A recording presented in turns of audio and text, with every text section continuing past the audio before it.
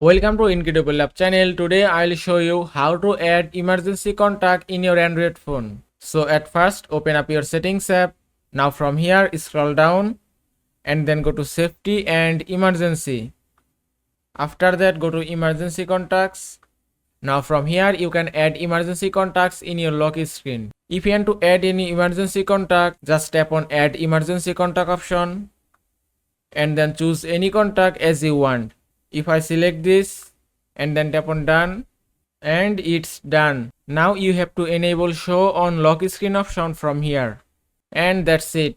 Now if I lock my device and then swipe for unlock, then tap on emergency call option and here you can see the contact that you have added as emergency contact.